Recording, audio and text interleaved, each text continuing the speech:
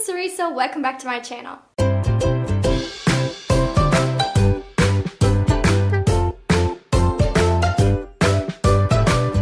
Today I will be filming the no disclaimers book tag because I've been eyeing this tag for a while. I've been wanting to film it.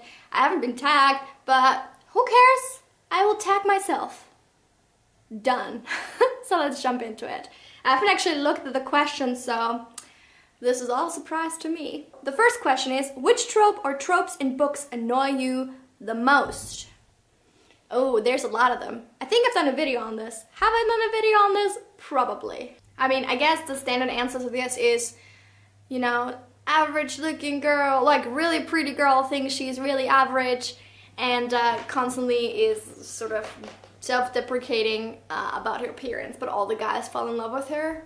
That's, I think, the standard answer, but it's really annoying to me. I really hate it. Another small one is one that kind of happens a lot in mystery books, and it's not something that I hate, but I think it's a little annoying. And that is when there'll be a murder case, whatever, and the investigation has kind of come to a standstill, like there's nothing new really happening, and like they have all the evidence already collected, but they just can't draw a connection. And then the main inspector will have a completely like unrelated conversation with someone else outside the case, and they'll like say one word that will instantly light a light bulb in the inspector's like brain and be like, oh my god, I've just solved it. And I'm like, ugh. I mean, it happens so often. It is so annoying. Next, which writer or writers do you feel are overrated and overhyped? Ooh. V.e.schwab, I'm sorry. I do want to give her another try eventually because I still want to read Vicious, but I've read the archive, like I enjoyed the Archive and the Unbound when I read it like years ago, right? And that was YA, but I really didn't care for Darker Shade of Magic. And I don't think that she's that revolutionary of a writer. Like, she's fine, but nothing special in my opinion. Next, what are your least favorite books you've read since joining BookTube? A lot, guys, a lot. What is the worst book I've read since joining BookTube? I want to mention a recent one. One of my least favorite books I've read because of a booktuber is Viper Wine by Hermione Eyre. I read it last month. Didn't care for it. I picked it up because this booktuber said it was like her favorite book of a year. We don't have like matching tastes all the time, but I do sometimes find things for her like I really like. And yeah, I didn't enjoy it. A terrible ending that ruined an otherwise quality book. Ooh, this is hard. Alright, so going far down memory lane, I think Ruin and Rising had a terrible ending that ruined the book and the series for me. I also think Ashes to Ashes was a shitty book in its entirety that ruined the series. And what other book did I ruin the ending? Honestly, I feel like most of the times a book is gonna be consistently bad or consistently good. And there's hardly ever been an ending where I've been like, no. Which fictional characters do you wish were not killed off? Oh.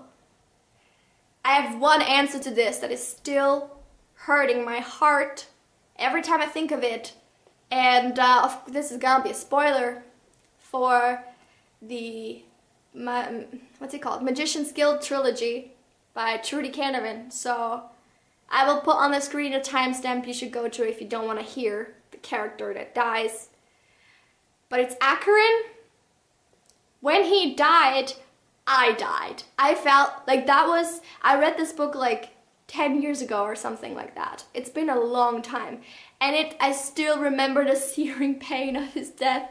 It was traumatic to me. I think it was one of the first fantasy series I read that I got really invested in, and I loved his relationship with Sonea. I think that they were like, I mean, it was kind of awkward because it was like teacher-student relationship, which I'm usually not a fan of, but I love their relationship and it was so sweet. And so, oh my god, if you've read the book, do you remember the moment when she touches him and she sees him or something?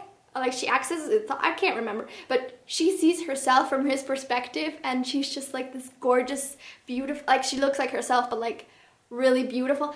Ah! And then he dies. And and he dies and he never gets to see his daughter. I think it's a daughter, right? Anyway, it fucking destroyed me. I wish he had not died because it ruined me forever. What are some of your bookish pet peeves? Oh, girl, I think I've got a video on this, right? A bookish pet peeve of mine is when they change covers between publications of a series. Obviously, mass market paperbacks are a bookish pet peeve. I still accidentally buy them a lot because I never remember the sizes I have to look for to not buy a mass market paperback.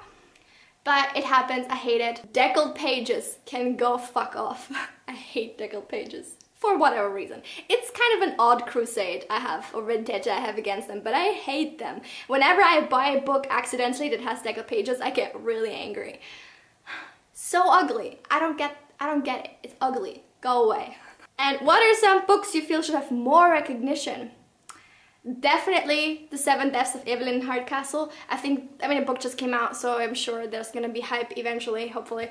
Another book is Professor Moriarty, Hound of the D'Urbervilles. Amazing, amazing. If you're a Sherlock fan, definitely check it out. Oh, and also the Dark Days Club series by Alison Goodman. Also great.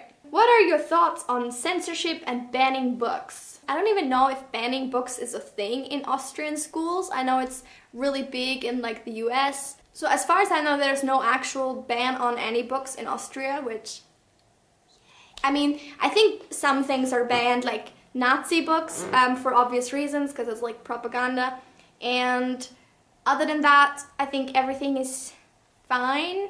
I don't think we ban books in schools either. But I don't think that you should ban children from reading anything. I think it's a matter of, I mean, I obviously wouldn't give them like the most graphic story at age 10, right? But I think children are a lot more capable of dealing with complex and difficult topics than we give them credit for, especially since a lot of children experience horrible things already, and then it's kind of paradox to me that we would try to protect them by like taking away the right for them to read them. It's important to discuss the books with them, especially if they involve unpleasant topics and more difficult to understand topics, to sort of dissect it with them and teach them to question things and to critically look at things. I think always, I mean, it depends like what age, obviously, children we're talking here, but if you're like maybe a teenager, I don't think that there should be a ban on stories that you can consume. I think teenagers are very capable already of dealing with it, and I think sheltering children is never really an option. I think it's better to teach them how to handle things instead of trying to keep them away from them, because they're probably gonna get their hands on it anyway if they want to, which they usually do. Who do you tag? I don't know who's done this tag. I can't really think of anyone to tag, so anyone can do this tag. Feel free to do it. Yeah, that's it for this video. Thank you for watching. Don't forget to like this video, subscribe to my channel if you haven't already. I upload every Tuesday and Friday, and I will see you soon with another video. Have a lovely week. Bye!